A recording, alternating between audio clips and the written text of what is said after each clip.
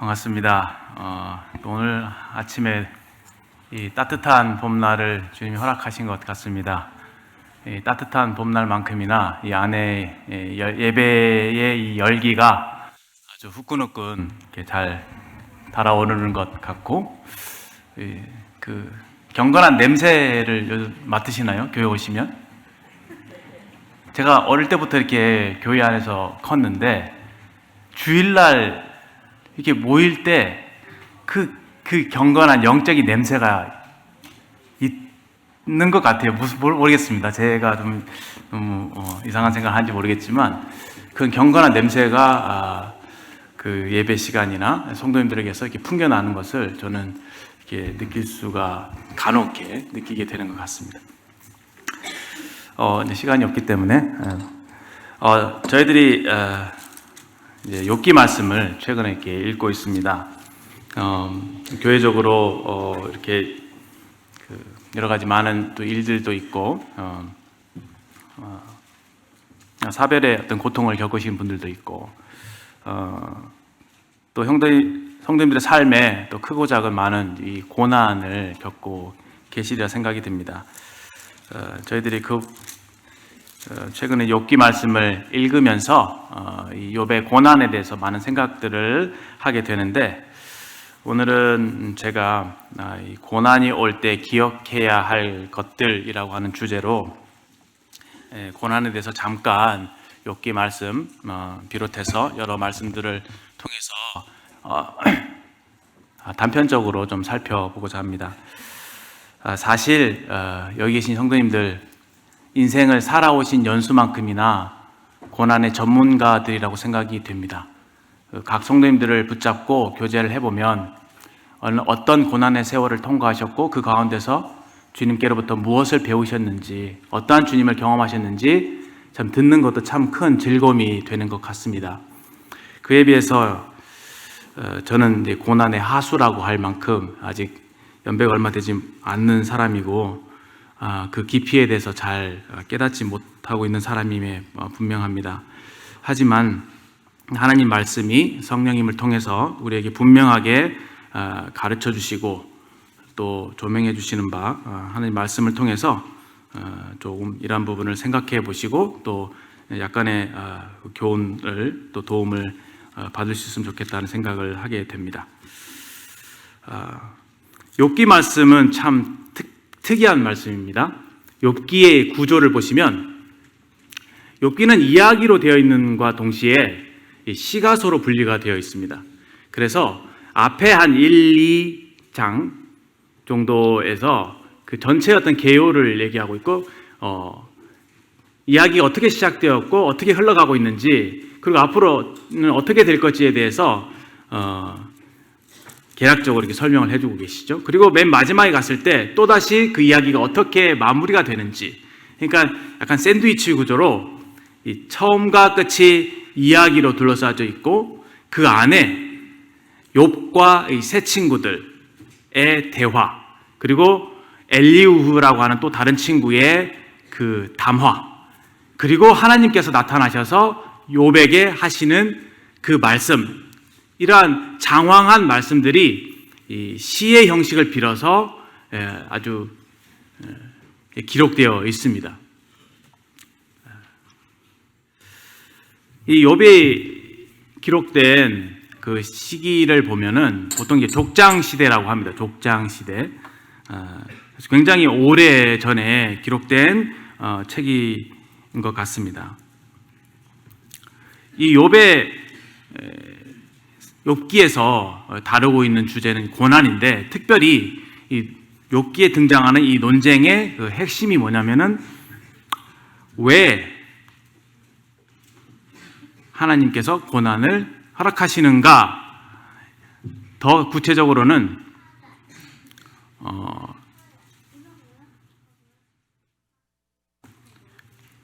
고난이 죄 때문에 오는 것인가, 아니면 죄가 없는데도 고난이 오는 것인가 라는 것이죠. 결국은 욥과 그 욥의 세 친구의 그 논쟁의 주제가 됐던 것은, 네가 지금 고난을 당하는 것은 죄를 범했기 때문이다 라고 하는 것이 욥의 세 친구들의 논점이었고, 욥의 주장은 그렇지 않다. 나는 아무런 죄가 없는데도 불구하고 이러한 고난이 내게 닥치게 되었다라고 하는 것이죠. 그것에 대한 논쟁으로서 이 욥기가 전개되고 있습니다. 우선 그 부분을 들어가기 앞서서 욥은 어떤 사람인가에 대해서 먼저 살펴보고자 합니다. 욥기 1장 말씀을 잠깐 열어주시면 감사하겠습니다. 욥기 1장 1절. 우스 땅에 욥이라 불리는 사람이 있었는데 그 사람은 온전하고 정직하여 하나님을 경외하며 악에서 떠난 자더라.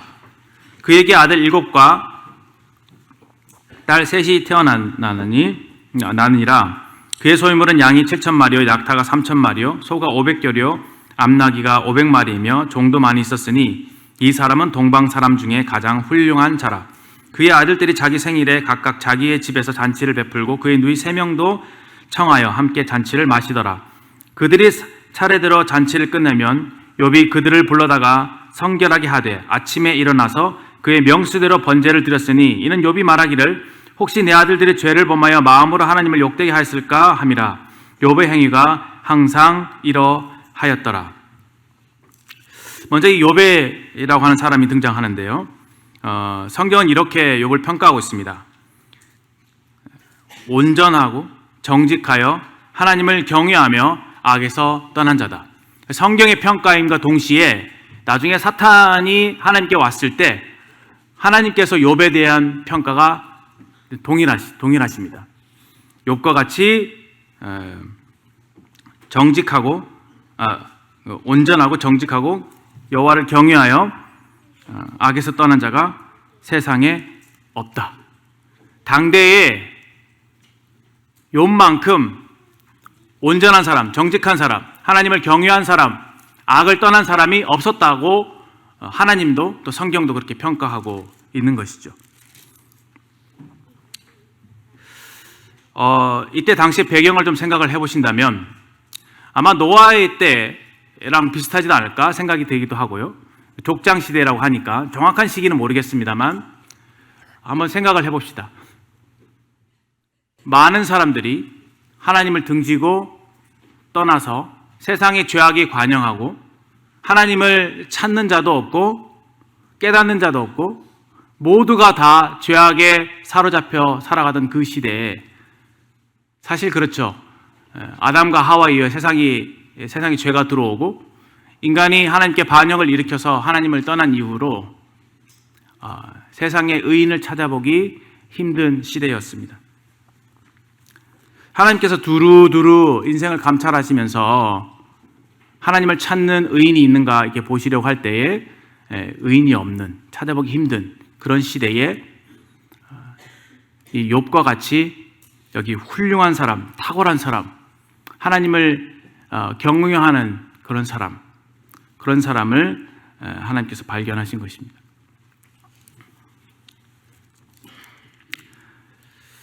물론 성경의 기준을 놓고 봤을 때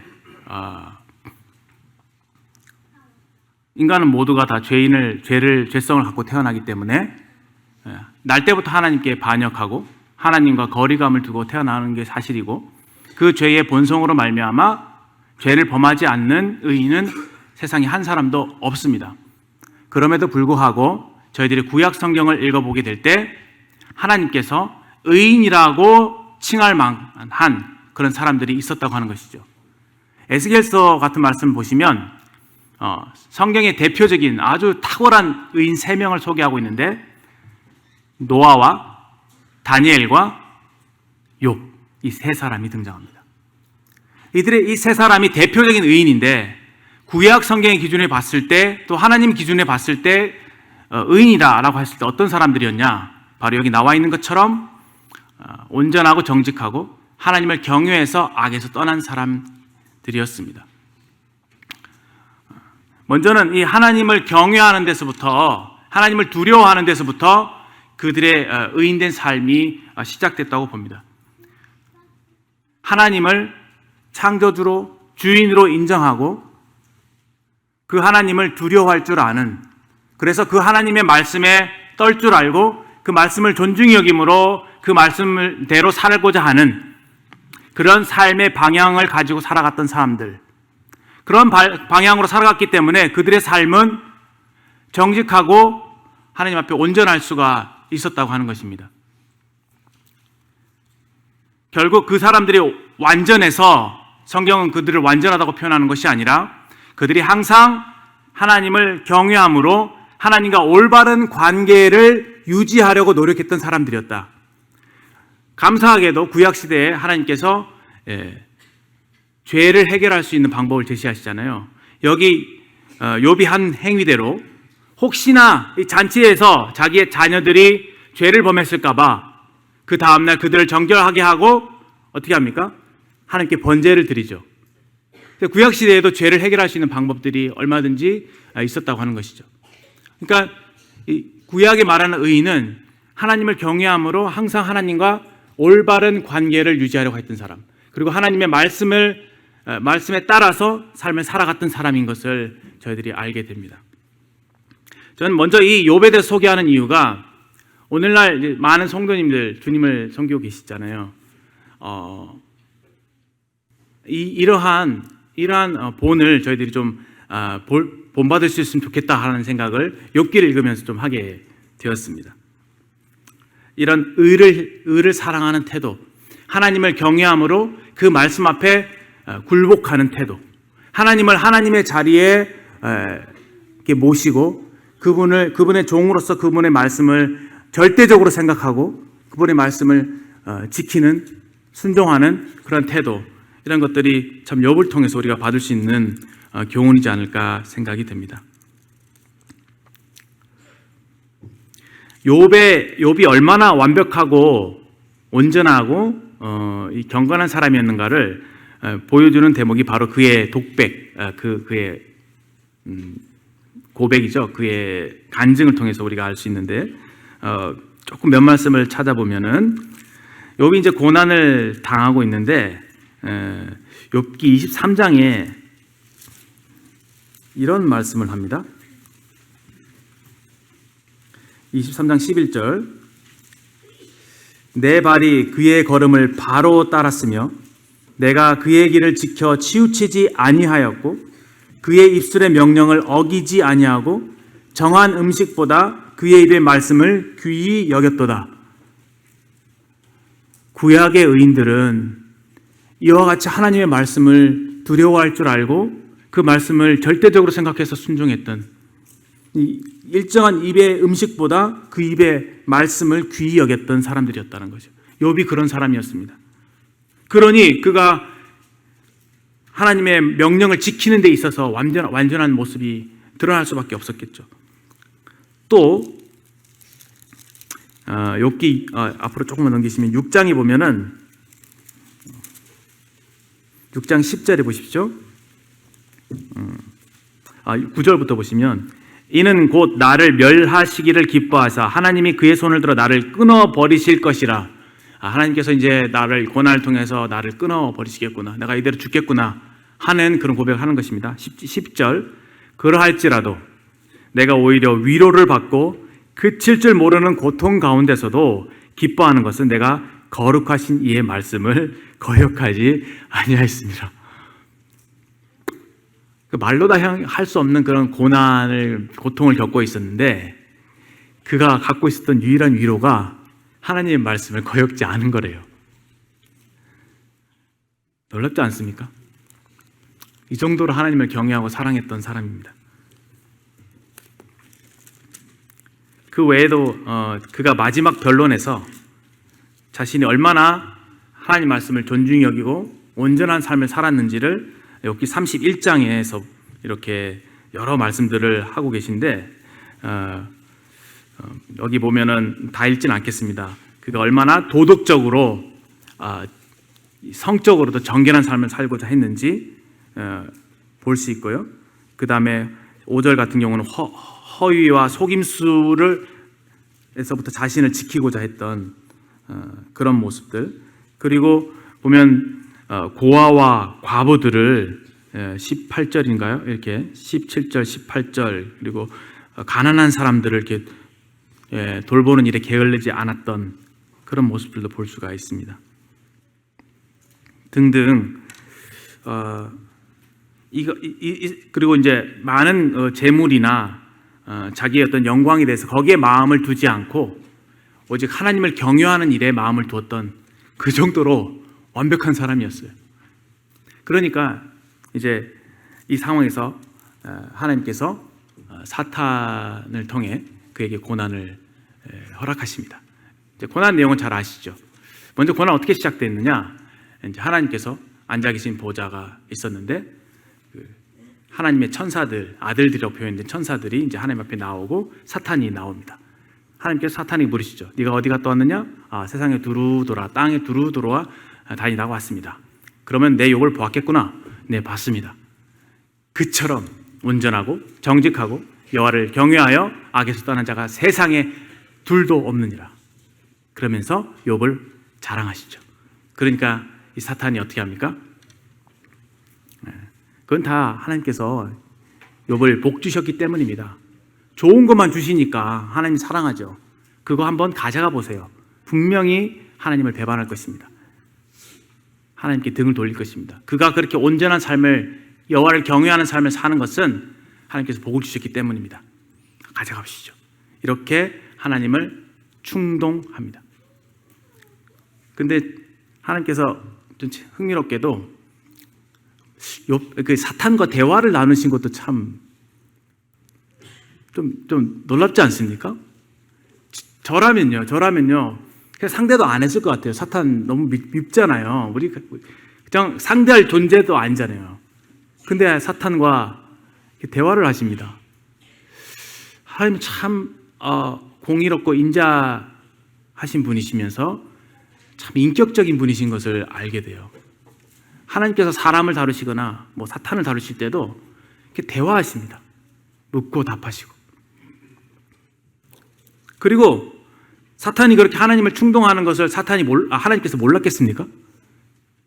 사탄의 의도는 이 고난을 욥에게 가해서 욥을 무너뜨리려고 하는 것이죠. 고난을 줌으로 인해서 하나님을 의심하게 만들고, 하나님 날 사랑한다면 왜 나에게 고난을 주시는 거야? 라는 생각을 갖게 하고, 그래서 하나님을 불신하도록, 하나님을 경외하는 데서 떠나도록 하는 것이 사탄의 계략이었습니다. 그런 의도를 하나님께서 모르셨던 것이 아니실 텐데 그것을 허락하시죠. 우리는 여기에서 하나님께서 욥에게 고난을 허락하실 때 분명한 목적을 가지고 계셨음을 알게 됩니다. 하나님은 그 끝을 내다보고 계셨던 것이죠. 욥에게 닥친 고난은 세 가지로 요약될 수 있습니다. 근데 세 가지 중에서 두 가지와 한 가지로 이렇게 또 구분이 되죠. 두 번에 걸쳐서 이 시험이 찾아오니까요. 첫 번째는 자기의 쉽게 말하면 소유물, 가축들 이런 것들 있죠. 재산을 하나님께서 가져가시는 거죠. 두 번째, 자녀들이 다 죽습니다. 우리 인생의 문제를 대표하고 있잖아요. 이 경제적인 문제, 재산의 문제, 재물의 문제, 그리고 우리가 소중하게 여기는 가족들의 문제, 자식 문제. 이 두 가지 문제를 첫 번째 건드립니다. 그런데 욥기 2장 1장이죠. 20절 보시면 이제 자녀들이 다 죽고 그 모든 소유물을 다 빼앗기고 난 상황에서 욥이 20절 이렇게 고백합니다. 욥이 일어나 겉옷을 찢고 머리털을 밀고 땅에 엎드려 예배하며. 욥은 이런 고난이 올 때 자기 자리를 떠나지 않았습니다. 하나님을 끝까지 예배했습니다. 21절 이르되 내가 모태에서 알몸으로 나왔사온즉 또한 알몸이 그리로 돌아가오시리라. 주신 이도 여호와시요 거두신 이도 여호와시여니 여호와의 이름이 찬송을 받으실지니이다 하고, 욥이 이 모든 일에 욥이 범죄하지 아니하고 하나님을 향하여 원망하지 아니하니라. 자기에게 주신 것, 자기가 소유하고 있는 재물, 그리고 자기가 소유하고 있는 자식들을 자신과 분리시키죠. 내가 어차피 알몸으로 돌아왔고 이제 알몸으로 돌아간다. 내가 받은 것 전부 다 하나님께서 주신 것이다. 그러니 하나님께서 가져가셔도 내가 하나님께 아무런 말할 수 없는 그런 작은 존재이다.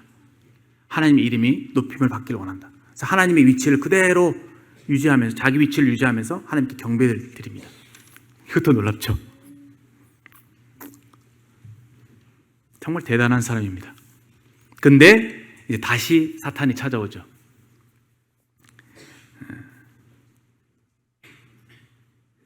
2장 3절에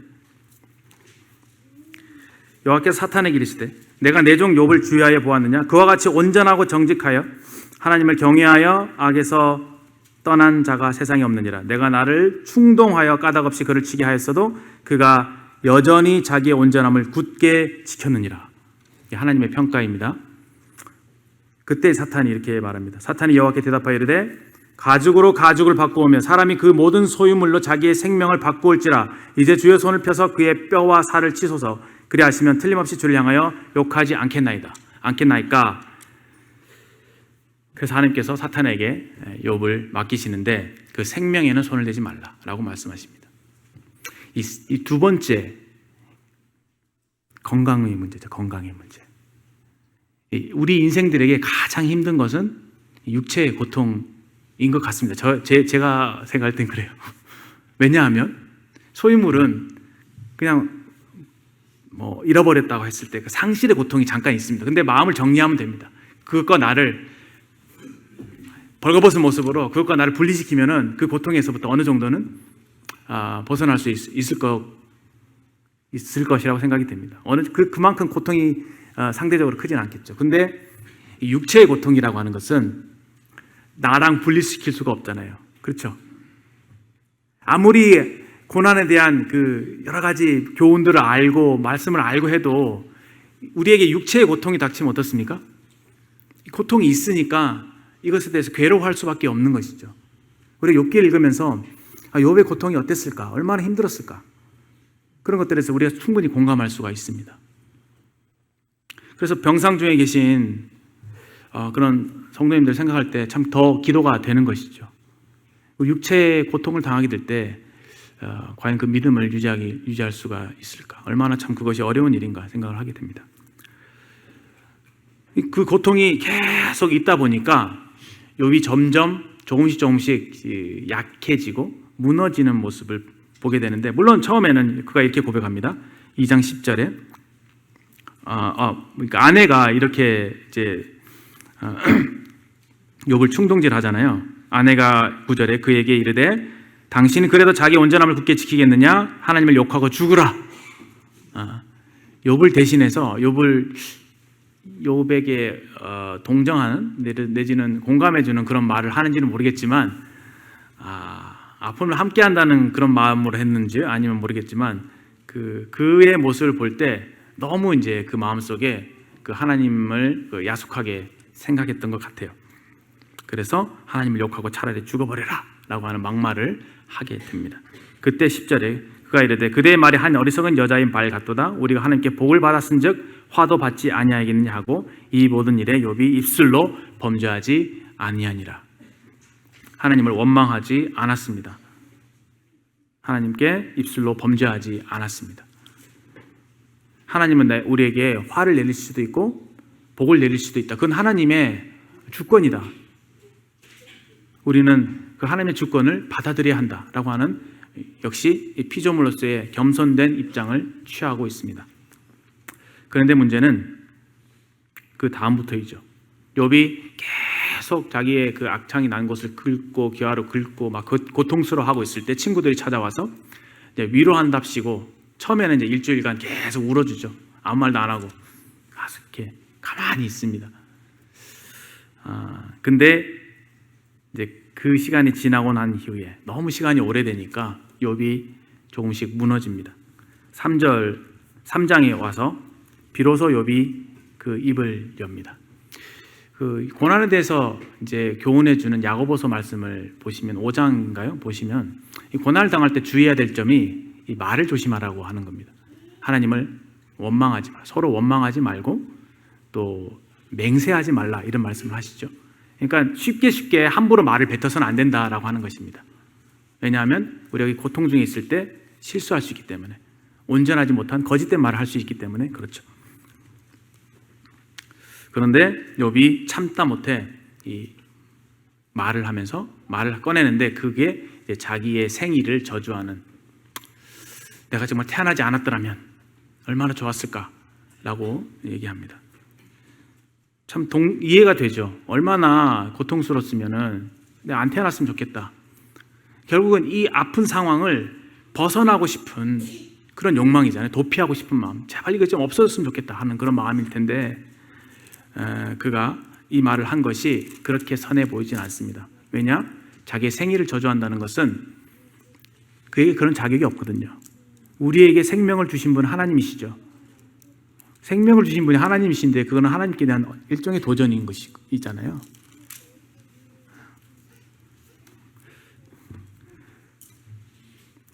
그의 상황이 어떠했는지를 보게 되면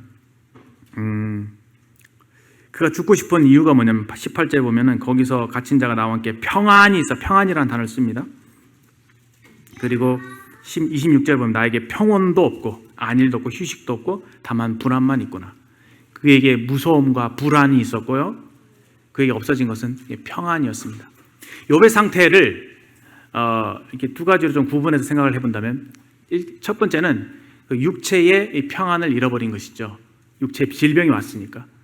우리가 창세기에서 인간이 타락한 이후에 이 세상에 여러 가지 악이 들어오잖아요. 그래서 죄로 말미암아 이 평안이 깨집니다. 그것을 이제 평안이라고 하는 것은 모든 것이 안정되고 온전한 그런 상태, 하나님께서 원래 인간을 창조하실 때 그 상태, 그걸 샬롬이라고 하죠. 그 샬롬의 상태가 죄로 말미암아 사실 깨지게 된 것입니다.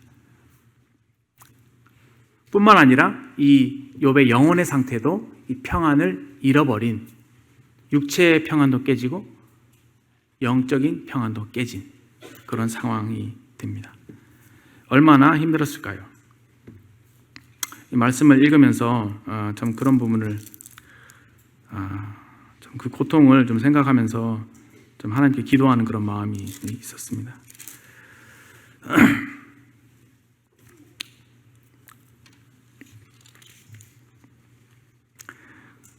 그러나 이제 고난이 올 때 저희들이 기억해야 될 것을 저희들이 세 가지 정도로 살펴보고자 합니다.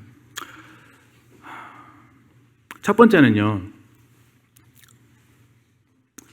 우리에게 고난이 닥쳤을 때 이 고난이 나의 죄로 인한 하나님의 징계인가를 먼저 생각해야 합니다. 욥과 세 친구의 그 논점은 네가 죄를 범했기 때문에 고난이 온 것이야, 이건 징계로 온 것이야 라고 하는 관점과, 아니야, 나는 죄를 범하지 않았는데 하나님께서 나에게 이런 고난을 주신 거야 라고 하는 두 가지 논점으로 계속 대립을 하잖아요. 근데 저는 모르겠습니다. 참 죄가 많은 인생이라서 잘못할 때가 좀 많아요. 그래서 주로 회개를 많이 합니다. 그래서 안 좋은 일이 닥치면은 내가 뭘 잘못했지? 하나님 앞에 자신을 돌아보게 됩니다. 그래서 저는 욥기를 읽는데 욥의 말보다 욥의 세 친구의 말이 더 마음에 와닿더라고요. 그래서 내가 하나님을 경외하는 걸 잃어버렸구나. 내 마음이 높아져 있구나. 하나님 나의 주인이신데 내가 내 삶의 주인이구나. 내 생각대로 살고 있구나. 그렇게 주님 앞에 엎드리고 회개하는 그런 시간을 갖게 됩니다.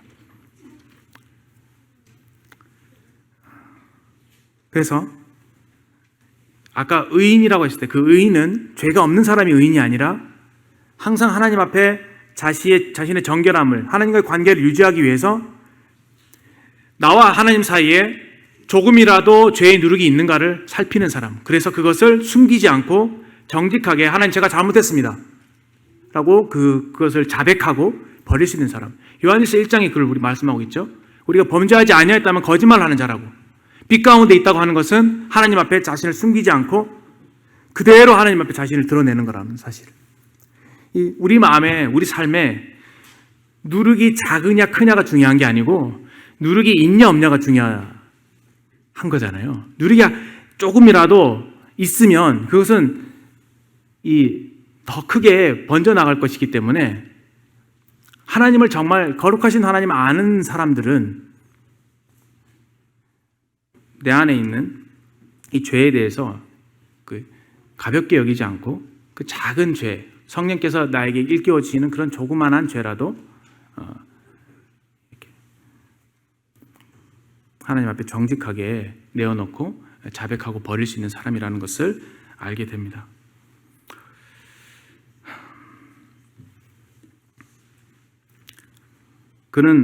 이런 사람들은 자기를 합리화하지 않습니다. 왜냐하면 하나님 빛이시기 때문에, 그에게 어둠이 조금도 없으시기 때문에 내 안에 있는 어둠을 주님 드러내 주십시오. 밝혀 주십시오. 제가 버리겠습니다. 제가 회개하겠습니다. 그런 마음의 자세로 나아가는 것 같습니다. 우리의 기도 시간이 사실 1시간, 2시간 계속 길어지다 보면 더 계속 하나님의 빛 대신 하나님께 나아가다 보면 아마 회개할 일들이 더 많아질 거라고 생각이 되어져요.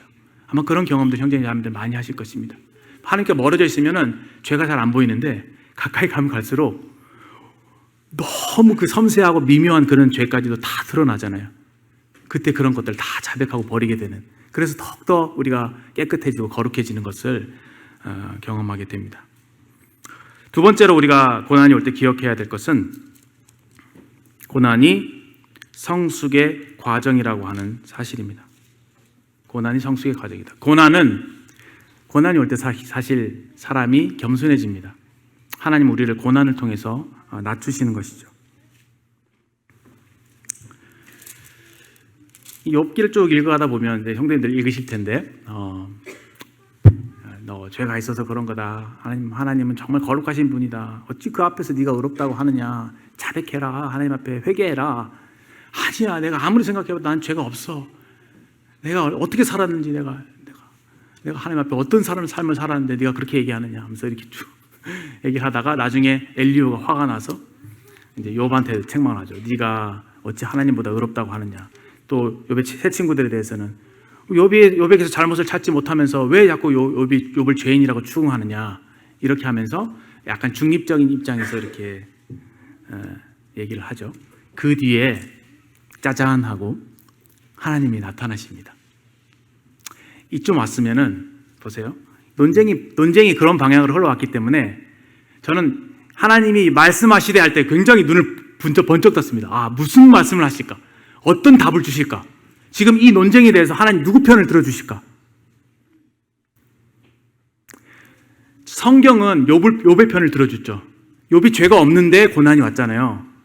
그러니까 성경을 끝까지 읽은 사람은, 욥의 결말을 아는 사람들은 욥의 세 친구를 손가락질할 거예요. 너 잘못됐어. 왜 욥이 없는데?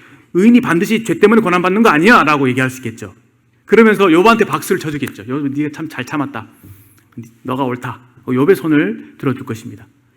저도 그걸 기대했거든요. 하나님이 나타나셔갖고 욥의 편을 들면서 이렇게 하실 줄 알았는데 하나님의 답이 굉장히 엉뚱하십니다. 그런 거 못 느끼셨나요? 나중에 한번 읽어보십시오. 한번 펴보실까요? 40장.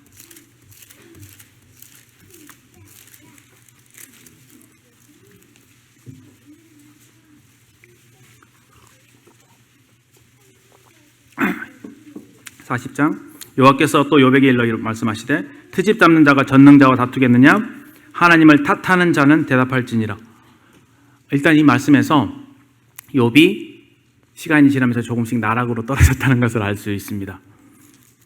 욥이 트집을 잡았어요. 욥이 하나님과 다투었습니다. 욥이 하나님을 탓했어요. 원망 내지는 불평을 했던 것으로 보입니다. 실제로 자기가 그런 고백을 하죠.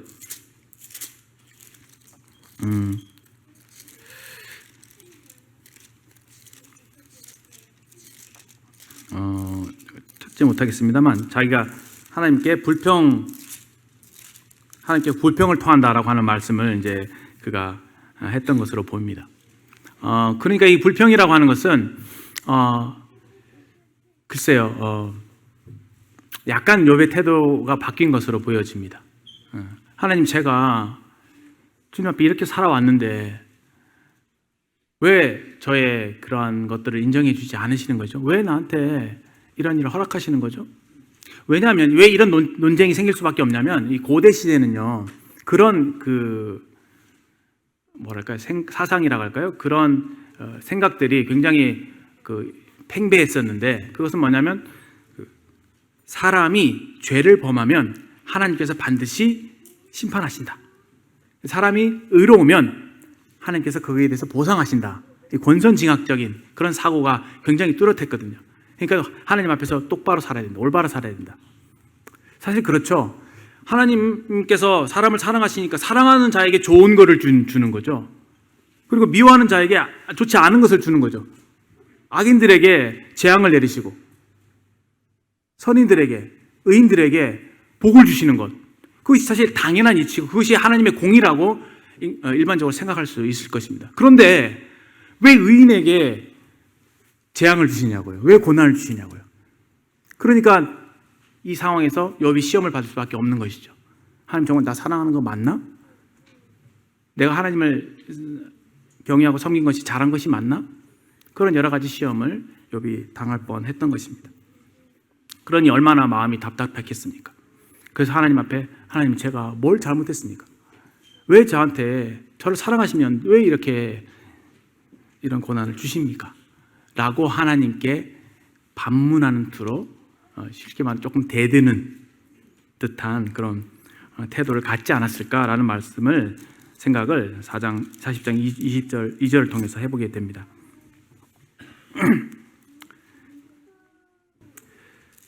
그때 이제 욥이 하나님의 그 무시무시한 음성을 듣고 3절에 욥이 여호와께 대답하여 이르되 보소서 나는 비천하오니 무엇이라 주께 대답하리까? 손으로 내 입을 가릴 뿐이로소이다.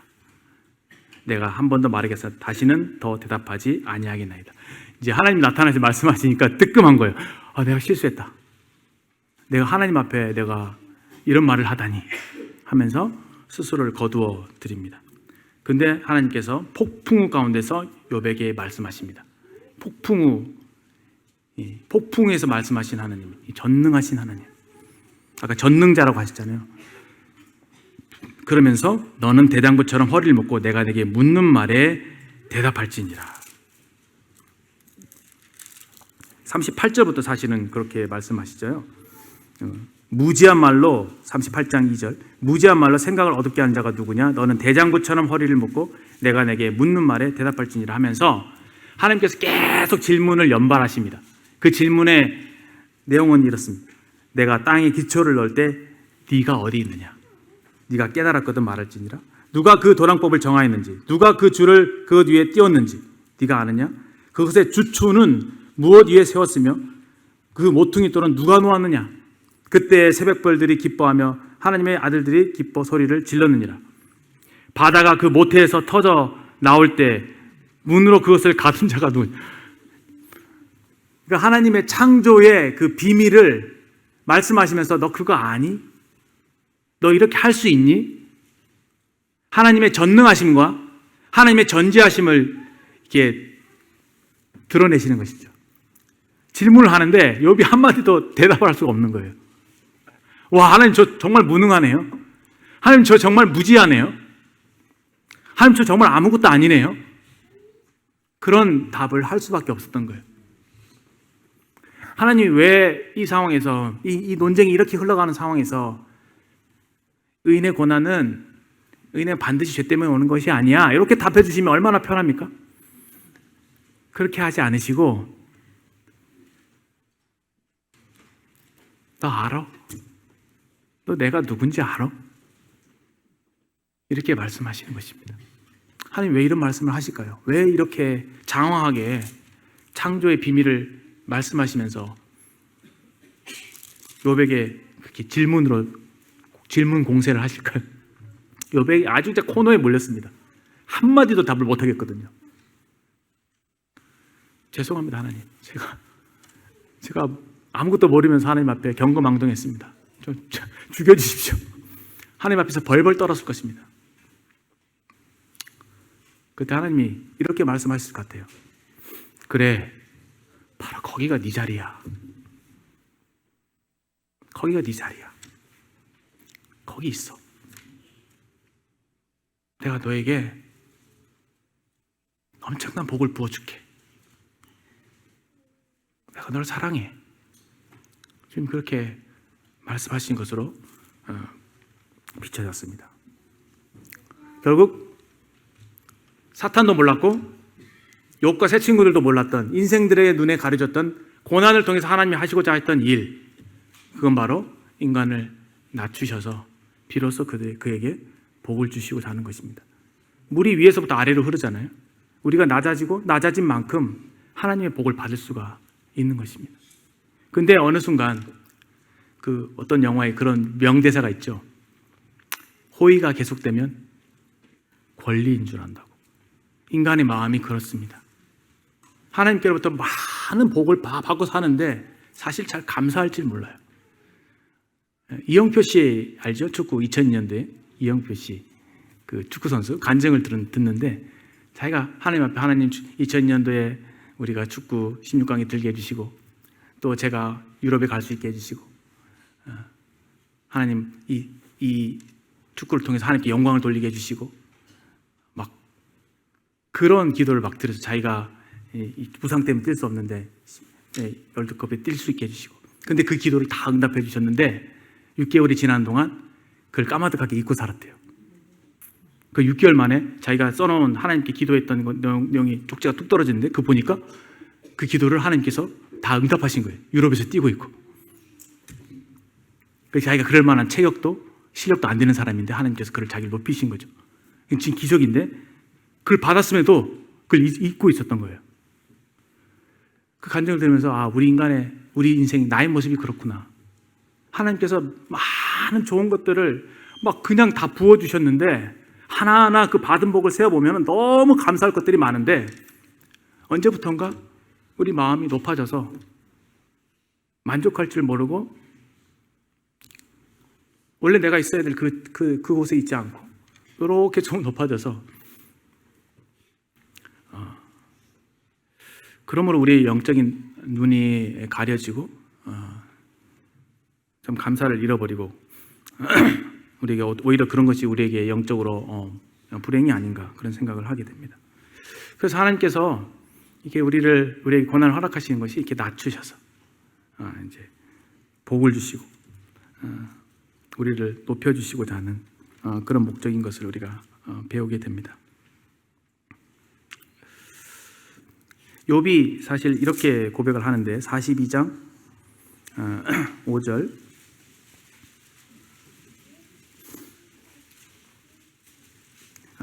좀 2절부터 읽어보면 참 좋겠습니다. 주께서는 못하실 일이 없사오며 무슨 계획이든지 못 이루실 것이 없는 줄 아오니 전능하신 하나님, 절대 주권자이신 하나님을 경험했습니다. 무지한 말로 이치를 가른 자 누구일까? 나는 깨닫지 못한 일을 말하였고 스스로 알 수 없고 헤아릴 수도 없는 어려운 일을 말하였나이다. 내가 말하겠사오니 주는 들으시고 내가 주께 묻겠사오니 주여 내게 알게 하옵소서. 내가 주께 대하여 귀로 듣기만 하였사오나 이제는 눈으로 주를 배웁나이다. 그러면 내가 스스로 거두어드리고 티끌과 죄 가운데서 회개하나이다. 하나님께서 목적하신 그 목적 그대로 이루어졌습니다. 욥이 굉장히 정화가 됐죠. 깨끗해졌죠. 낮아졌죠. 회개했죠. 그리고 놀라운 것은 영적인 축복입니다. 하나님을 귀로만 듣던 하나님을 눈으로 보는 하나님, 또 하나님을 가까이서 경험하게 된 것이죠. 그리고 욥의 결말을 보십시오. 하나님께서 욥에게 갑절로 물질적인 축복도 부어주십니다. 자녀도 주시고요. 물질은 더 갑절로 주시고 더 복되게 하신 것을 보게 되죠. 하나님의 선하신 마음을 우리가 이것을 통해서 깨닫게 되는 것 같습니다. 욥은 이 시간을 통해서, 이 고난의 시간을 통해서 한층 더 성장하고 또 하나님을 경험한 것을 알게 됩니다. 세 번째로 고난이 올 때 기억해야 될 것은 그 하나님의 사랑입니다. 사랑. 잠깐만 앞으로 넘기시면은 처음으로 다시 한번 돌아보겠습니다. 하나님께서 욥을 사랑하셨습니다. 하나님께서 욥을 자랑스러워하셨습니다. 사탄에게 내 욥을 봤느냐? 내 종이니라. 너무 자랑스러워하셨죠. 아마 욥을 너무도 하나님께서 사랑하셨을 것이라고 믿습니다. 근데 사탄이 이렇게 얘기하는데 2장 5절에 주여 손을 펴서 그의 살과 뼈를 치소서. 감히 하나님의 손으로 욥을 치라고 주문하고 명령합니다. 근데 하나님께서 그렇게 하지 않으십니다. 사탄으로 하여금 네 손으로 치라고 하나님께서 그것을 허용하시죠. 저는 여기에서 하나님께서 한 발짝 뒤로 물러서신 모습, 우리에게 하나님께서 나에게 고난을 주셨다, 하나님의 손이 나를 치셨다, 하나님 나를 이렇게 징계하셨다, 그런 개념보다도 하나님께서 고난을 허용하셨다, 허락하셨다, 이렇게 느낌이 다르잖아요. 그렇게 받아들일 수밖에 없는 이유가 하나님께서 인생으로 하여금 고생하게 하시고 근심하게 하시는 것이 본심이 아니시래요. 예레미야 33장 33절에 하나님께서 인생으로 고생하게 하시고 근심하게 하신 것이 본심이 아니시래요. 어찌 자녀를 징계하면서 기뻐하면서 웃는 그 아버지가 어디 있겠습니까? 제가 자녀를 때린 적이 있거든요. 너무 가슴이 아파요. 징계하면서도 아버지는 아파할 수밖에 없는 것이 아버지의 마음이고요. 우리에게 고난이 힘든 거 왜 하나님께서 모르시겠어요? 근데 그 고난을 허락하시죠. 허용하시죠. 왜? 그것이 꼭 필요하니까.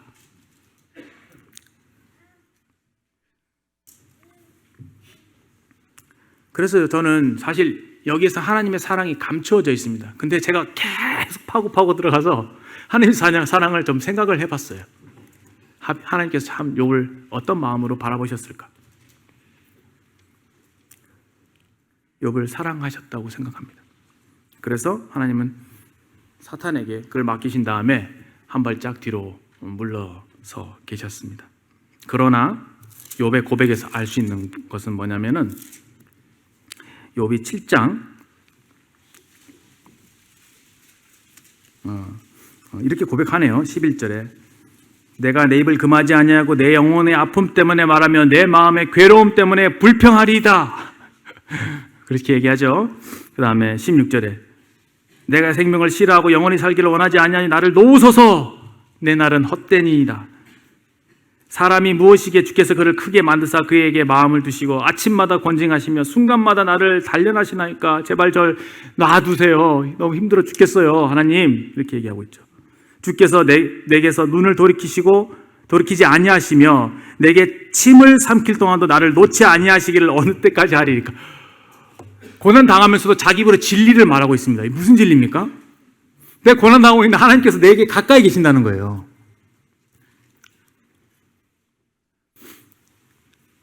다른 비유가 잘 생각이 안 나서 조각가를 한번 생각해 보세요. 조각가가 이 돌을 깨잖아요.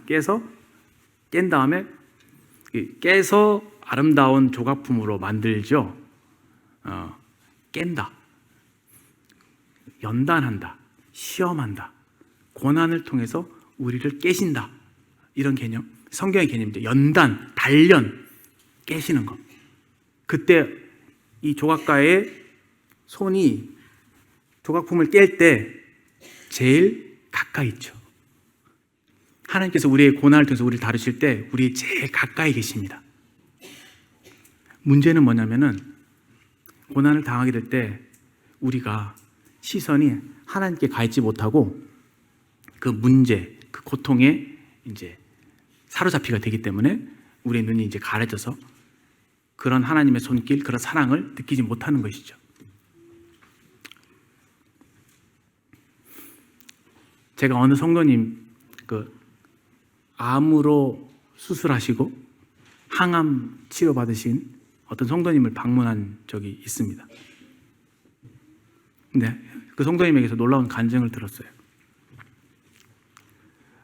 수술을 받고 그 치료를 받는 과정이 굉장히 복잡했습니다. 어떻게 설명하기도 어려울 정도로 너무 그 위를 절제하는 그 수술뿐만 아니라 그것이 협착이라고 하나요? 장 협착이 와서 그거를 수술하는 또 다른 수술이 있고 그걸 기다리는 과정과 굉장히 복잡했습니다.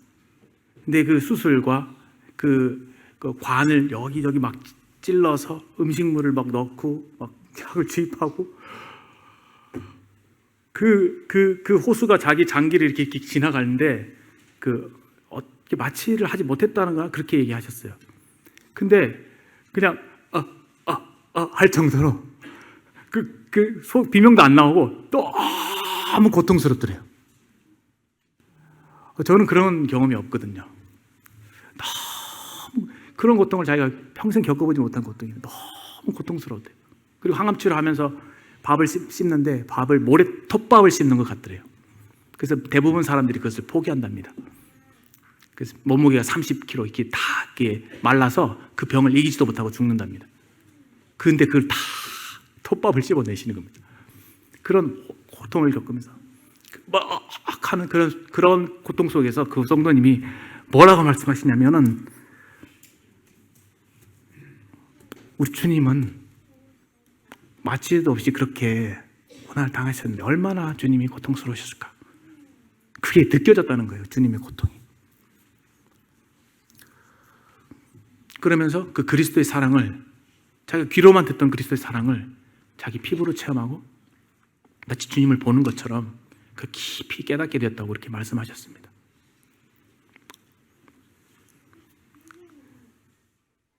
같은 고난을 받더라도, 고통 속에 있더라도 이와 같이 그리스도를 생각함으로,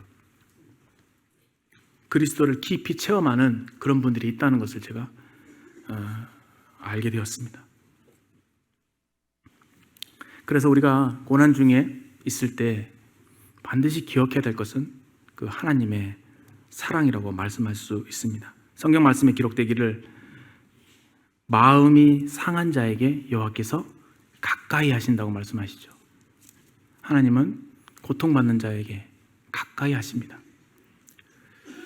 야고보서 5장 11절 말씀을 잘 아시는 말씀이지만 한번 찾아서 읽도록 하겠습니다. 5장 11절.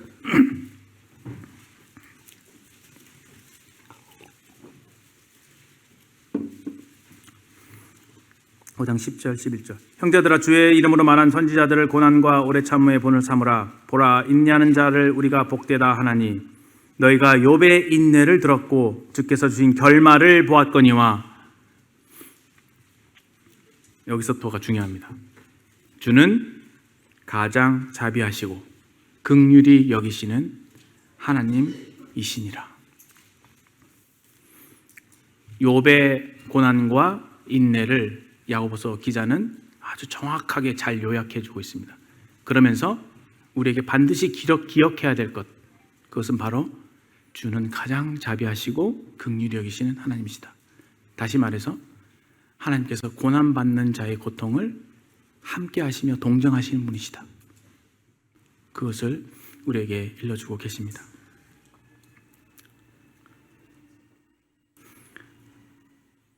많은 사람들이 하나님께 그렇게 얘기할 수 있습니다.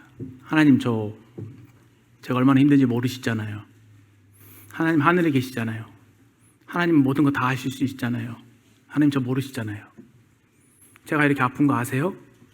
이렇게 많은 사람들이 고통 중에서 하나님께 호소합니다. 그래서 하나님께서 내가 알지. 내가 내 아들 너에게 보냈잖아.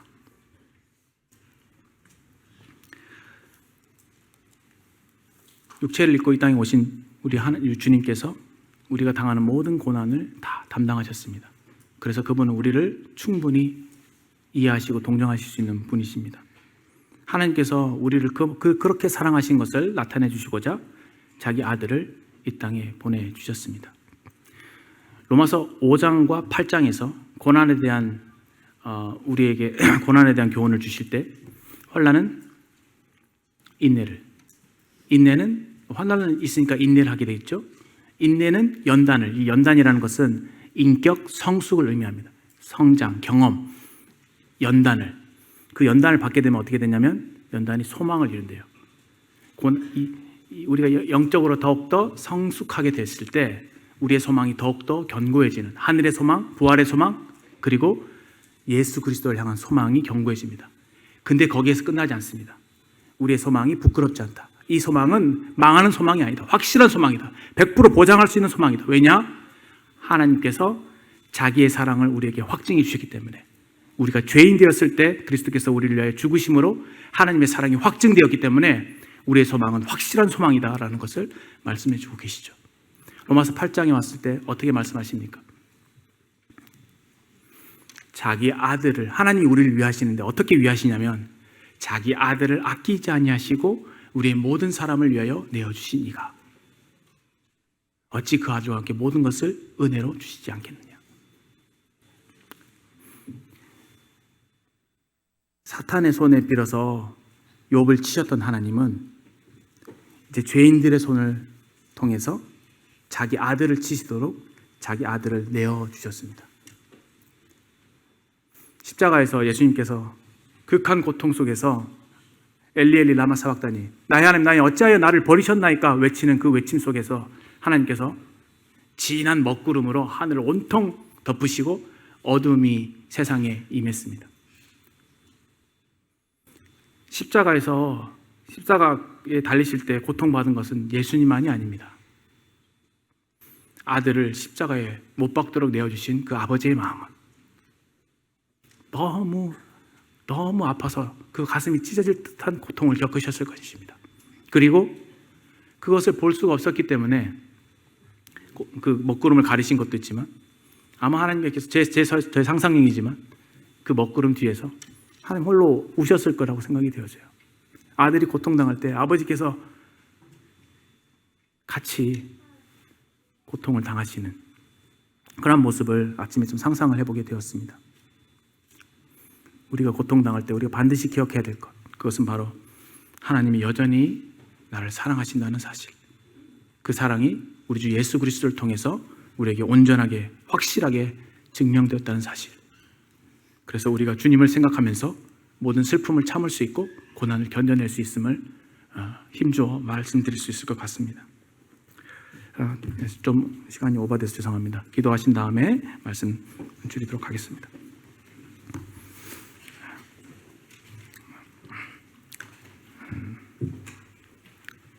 하나님 아버지, 우리가 고통을 당할 때, 고난을 겪을 때 우리 스스로의 힘으로 그것을 다 감당해낼 수 없고 이겨낼 수 없는 자인 것을 압니다. 하지만 하나님께서 참 주인이 되어주시고 모든 고난의 과정을 인내할 수 있도록 인도해 가시는 것을 저희들이 알고 감사를 드립니다. 비록 그것이 당시에는 어렵고 힘들지만 그것이 지난 이후에 우리에게 너무도 좋은 거룩과 성장과 하나님의 놀라운 영적인 축복을 우리에게 부어주시고자 하는 아버지의 선하신 뜻을 알게 될 때 우리가 비록 힘들지라도 아버지 앞에 무릎을 꿇고 아버지 하나님의 주권을 인정하며 아버지 하나님의 선하심을 찬양하고 경배드리게 됨을 고백합니다. 아버지 하나님, 저희가 이 말씀을 읽어가면서 혹시 우리 중에 좀 고난 중에 계신 성도님들이 계신다면 하나님 말씀을 통해 위로를 얻게 해주시고 또 하나님의 사랑을 기억함으로 오히려 그리스도를 깊이 체험하는 놀라운 시간이 되도록 인도해 주시기를 바라며 혹시 우리 가운데 어두운 죄악들이 있다면 주님 밝히 드러내어 주셔서 우리가 주님의 거룩에 참여할 수 있도록 저희들을 도와주시기를 간절한 마음으로 부탁을 드립니다. 허락하신 말씀을 감사드리며 예수 그리스도의 존귀하신 이름으로 기도드립니다. 아멘.